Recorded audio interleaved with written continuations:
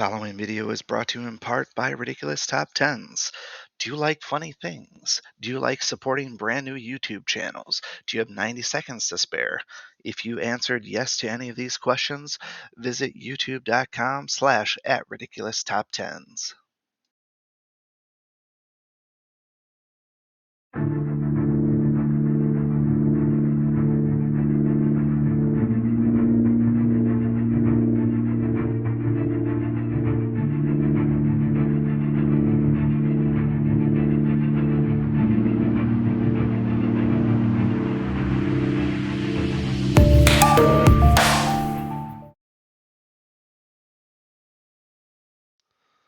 Good afternoon, my Dungeon Boss brethren and sistren, for all of you ladies out there.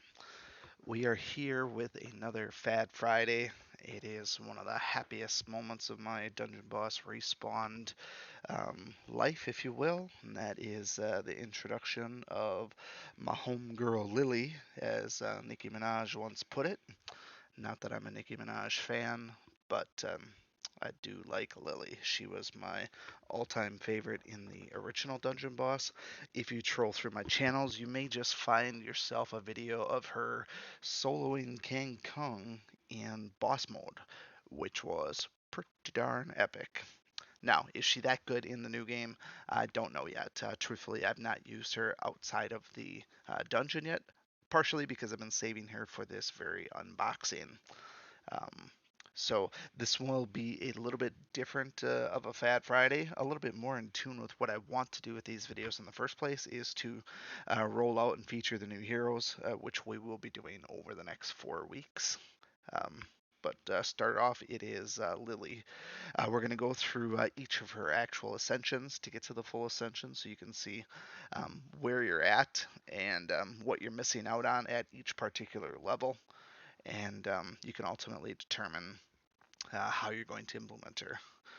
With that said, um, first and foremost, let's get to her out here so we can see her portrait. Make no mistake about it, she is a legendary hero. The time is now to get her tokens. For probably less than 10,000 gems, you can 6-star her by farming the event dungeons. Between the event dungeons and the key calendar, you can and will 6-star Lily. I have not spent 10,000 on her specifically just yet, and I am currently at just over 200 tokens.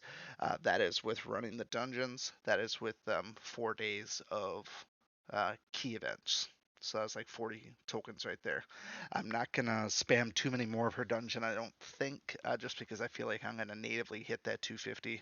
I don't want to spend the 100 on the refresh on them to only get 5 or 10 gems back in return with token overages. So I'm being a little bit cautious at that point.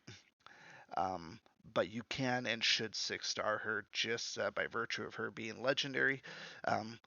Spend the gems now, ask the questions later. Like I said, it'll probably only take about maybe 6 or 7,000 gems to 6-star her. That is one heck of a bargain. Just do it, like I said, ask questions later. You are not going to see her tokens again for a while. They're certainly not going to be on the campaign dungeons. You'll, if you're lucky, see her show up, not even in challenge mode, but maybe on boss mode, which we have no idea when that's going to drop. My best guess is that challenge mode is this July, but boss mode, I don't know if that's going to be in parallel with it or not. But get her tokens now. You won't regret it. So with that said, let's take a look at her unascended, very unassuming to start with.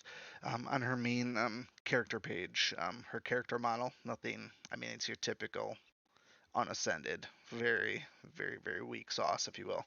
She is a caster, a fae, and a plant. Caster, we know that is, typically a glass cannon. I don't think she's going to be that.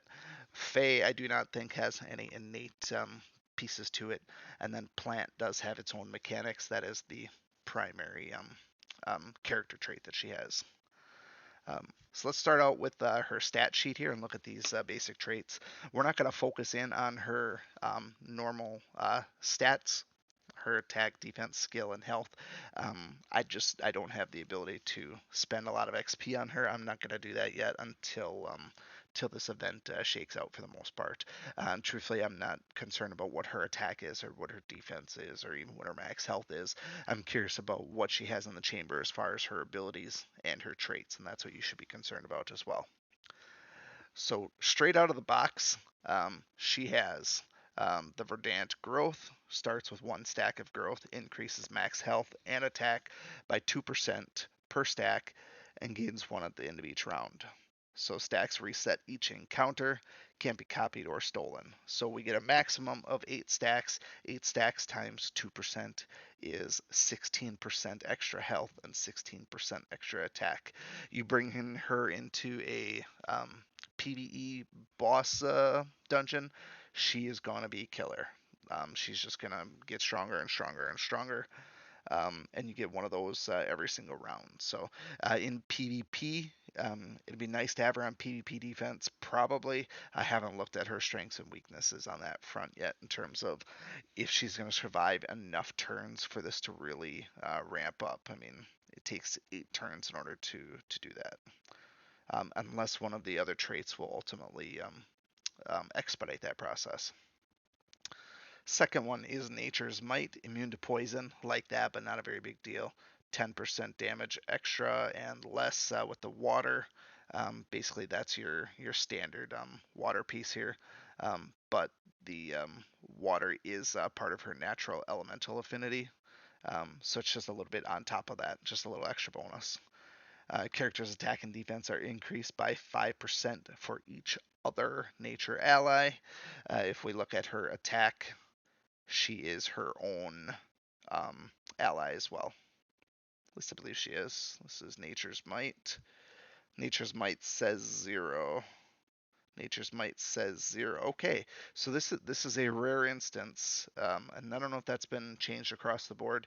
She is not her own ally. So for each other nature ally, she does not get the bonus 5% herself. Don't know if that's been fixed for all other heroes that have those sort of innate passives or not, but she doesn't get it herself. So, oh well, I guess that was bound to happen eventually, right? Truthfully, I don't think she needs it because I think she's already going to be very strong.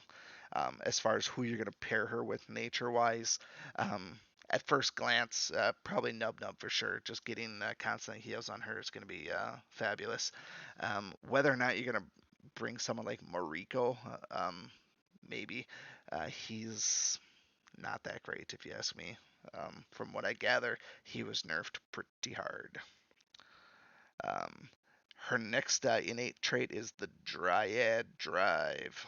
So, fun fact, Dryad is from Greek mythology. Basically means she's like an oak tree, which, of all things, I wouldn't have thought she was an oak tree. But look it up. Dryad is an oak tree, basically. So, alrighty. So, starts with 1 additional energy for each other plant nature. So, So for each other, oh no, yeah, the nature is just the green thing. So each other nature, um, plant, and fey on the team. So whenever this character defeats an enemy, sorry, they gain 1 energy and 1 stack of growth. So that's what I was talking about before. The stack of growth, that's this here. So if she's going to kill people, great. It does require her to kill her. Um, but there is an option to get extra growth on there. The plus energy is great too. I got to look at her skills to see what her um, cooldowns are going to be. That plus energy might be huge. In the past, with original dungeon boss, I do not recall if she was a caster or not. She wasn't a high damage dealer by any means. She was a survivor and a nuisance is what she was. She wasn't out there to one shot anybody, but she was hard to kill and it focused. It took focus fire on her, allowing the rest of the team to do their thing. So those are her 3 innate traits right now. Is basically just dealing with the plant growth. So her first ability is the same as it was in the past, Grove of Thorns. I don't know if it's the same name of it. Physical attack deals damage divided amongst all living enemies. Keep that in mind, living enemies. I don't know if that means living in terms of actually alive or just all enemies that are currently not deceased. So looking at things like constructs, I don't know if that's the case yet or not. Apply 2 stacks of prone, I'll take that for 3 turns. Um, and 2 stacks of poison for 3 turns to non-armor, I'll take that as well. You're only getting this off once in PvP for the most part, unless you get a lot of energy sink back. 6 turn energy cost is a bit steep. Um, Without any upgrades, 599 base damage. I don't know where that holds up here. Um, but it is interesting that it scales appropriately based on how many people are alive. So if you're at the end of a particular match, then it's all single target damage or 2 target damage or even 3 or 4 target damage, whatever it might actually be. That's kind of nice that it actually stacks that way. Um, let's look at this first one here, the basic attack. So it's a self heal. I just saw the little plus sign on the icon. I'm like, okay, nourishing blast, whatever. Range magical attack that heals self for 100% of the damage dealt. Um, Interestingly enough, doesn't tell us how much damage it actually does. Shouldn't we get a number in the tooltip? I kind of feel like we should. Um, Let me throw a number or two on there. Yeah, there's the number now. So, guess it's just the way that I was mousing over. Interesting that some of them do it and some do not.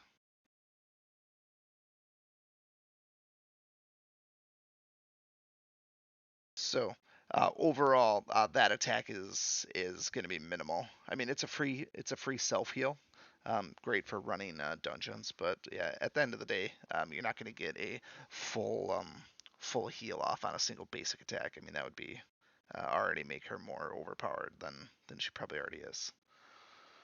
All right, let's see what we add on to the abilities and the stats. So we got AoE attack and we have a self heal to open up. So even unascended, we'll take it.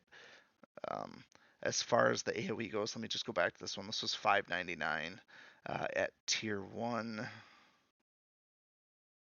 I don't know where this was at exactly, but it's certainly not the 2.5 times damage. Like I said, the typically each of the heroes have some sort of a 2.5x single target attack, but all right, let's do Ascension number 1.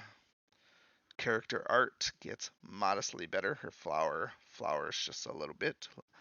Um, she has now gained Wisdom of the Wild, so increases skill by 5% for all nature, plant, and fey allies.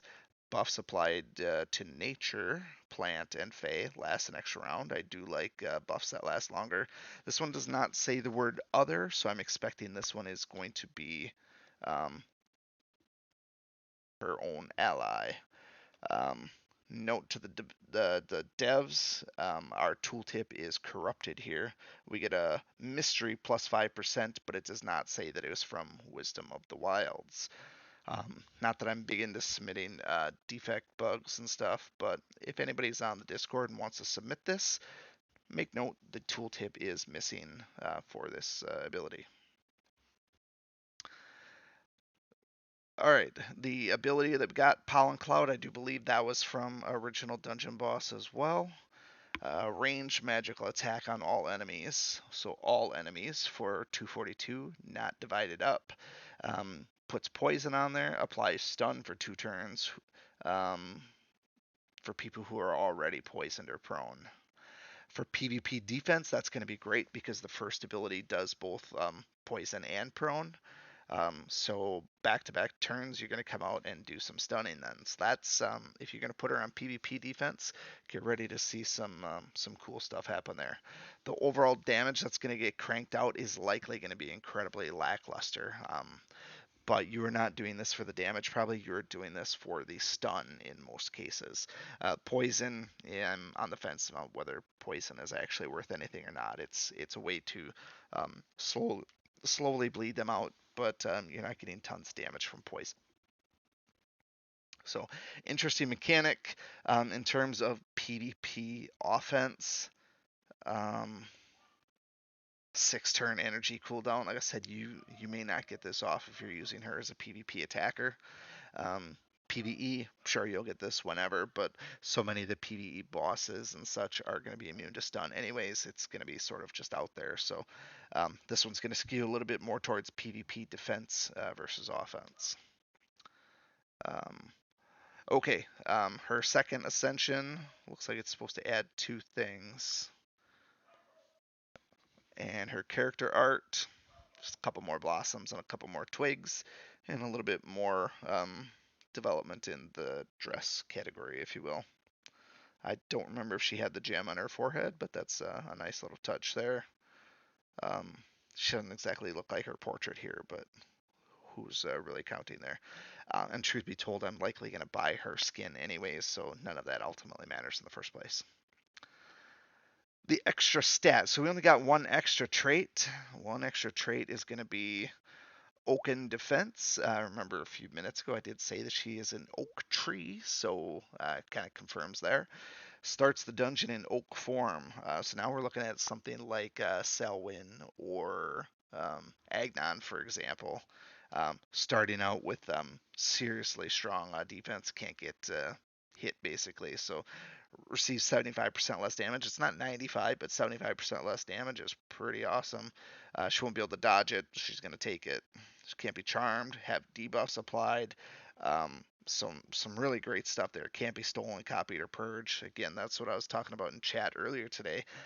For all the people that are getting super excited for Koros and removing buffs, there's so many skills out here, so many traits that can't be purged that I'm not sure where I stand on Koros yet in terms of going up against people that ultimately have buffs that can't be removed. But this one's going to be nice. It is going to protect her as far as her being a caster.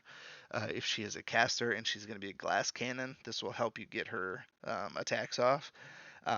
As far as what I think, PvP defense, I would put her towards the end of the rotation since this particular buff holds until her first turn. Um, so at that point, you're likely going to have a slow person on PvP defense too. So probably not going to be at the end of the rotation. Um, but who knows? Because she's legendary, she's got to be an open league anyways. Um, she may not even stack up to something like the light team anyways. So that might be a pipe dream, wishful thinking. Who knows? I'm not eager to use her in PvP or anything like that. I'm eager to use her in the campaign dungeons when we get challenge and boss mode because that is where she's gonna really shine. Um, and then the last ability that she got is One with Nature, which I do believe is a repeat of the original as well. So increase attack for allies by 10% for 3 turns, gain 1 stack of growth. Um, Nature plant and Fey allies gain an additional 2 stacks of growth. I'll take that. Then she enters Oak form. So cooldown 5 turns. So you'll get this one before you get Pollen Cloud. Great, but I think PvP defense, that is 3 awesome turns to start with. If you don't kill her in 3 turns, it's going to be as annoying as like a construct team when Furnace comes along and resets your energy. This is the same thing. So you end up getting poison and prone on the first one, more poison on the second turn, plus stunning, and then she goes right back into oak form on the third team, not to mention increasing attack for allies. And notice it's attack for all allies too. It's not just nature or fey or anything like that. So it's extra attack for everybody. Um, so great um, ability, if you will. Um, it is capped for 3 turns though. So without some sort of energy boost, you're not going to be able to stack this on top of each other. I don't recall if this was turn limited in the previous iteration of the game. I feel like it wasn't, where that 10% could just keep on going over and over and over, which is what one of the reasons I think made her so powerful is you're getting some compounding of those percentages as you get further and further along in the dungeon. Um, we'd have to go back into the archives to look at her unboxing to see what her skills look like then. But all things considered, she's shaping up to be quite a hero if you ask me. I think I can guarantee she's going to do very well in PvE dungeons, just because of how she works here. The one key difference that I'm noticing from this game versus the original is on the thorns, for example. Thorns in the previous game, for those that didn't play it, the thorns stayed out there for 2, 3, 4 turns. I don't remember how many, and they basically did a little life tap every single turn, and that was the source of her healing. Versus her basic attack now, she's getting her self heals from her basic attack. So those thorns aren't sticking around for multiple turns, which is her key difference from the previous game, where that was one of the reasons she was able to stay alive, because she would get free heals and be able to use whatever ability she wants in those dungeons. So that's a pretty big change there, but she does have the ability to self heal, which is nice. Um, and then I'm guessing the cooldown energy on these is a little bit steeper than maybe it was in the past, but all things considered, besides that self heal moving from one spot to another, she's pretty equivalent to what she had been, except for the other notion of her being a Fae. I don't remember if she was a caster or not, but there was no such thing as Fae in the old game. So, and that doesn't really mean anything other than for familial bonding across synergies and stuff like that. So, as far as her skin goes, like I said, there is the Grove Guardian in the shop right now. Um, Holly Day, I think, was a Christmas thing from a couple of years ago. Yeah, so it wasn't from this year, because one, she wasn't in the game this year, so you would have only gotten this if you were able to port those over from the previous game. But that Guardian one, I did like the look of this one. Gives her a little bit more of a menacing look. Takes the flowers away and makes her look a little bit, more legit. So I kind of like that. Um, so if I got the currency for it, I'll buy it. I'm focusing on all of those tokens first before I get into wasteful or needless spending, if you will. But that is our unboxing of Lily Blossom, legendary caster plant Fae.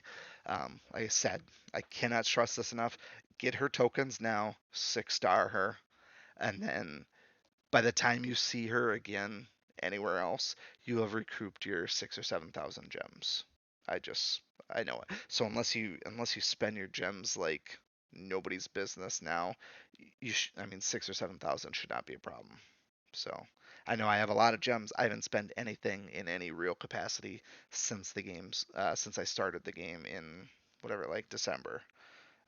So that's why I have as many gems as I do. But I was actively saving them for when Lily came out, because I was under the impression I would need 25,000 gems to do it, um, which doesn't seem like that's going to be the case at all. I've been doing pretty well without having to overspend. But anyways, that's Lily. Next week is going to be Koros. After Koros is going to be Gortusk, and after Gortusk will be Kelpie Shells. That is the current order. Then after that, we will go back around to our regular scheduled programming, unless for some reason we have another new hero within a month's time, which I highly doubt, but never know. Um, but that's Lily. So let me know if you have any questions, comments, concerns, or any thoughts on where she might fit best in your own PvP offense or defense. Would be happy to discuss. I will probably feature her in some PvP videos eventually. I have to work around the league mechanics a little bit, and obviously she's not going to do anything at level 22. So I do have some XP potions, but I got to be cautious where I spend those. I do need those for other videos, so I have to be careful. But we will see you again next time. I don't think we're gonna. I don't know. I guess maybe we'll do Tower Tuesday again, just to see if we can beat it with where we're at. Otherwise, we'll see you around again for next week's team lab, which we're gonna try and build some actual teams out for Silver League and see how that goes. But with that said, hope everybody has a great night, great weekend. Have a great Easter. Hopefully, Easter Bunny visits any of you that have kids. Do some Easter egg hunts, all that fun stuff. And we'll be back at it next week. Take care, everybody. Have a great night. Thank you for watching, and remember, I make YouTube videos for the American working man, because that's what I am, and that's who I care about.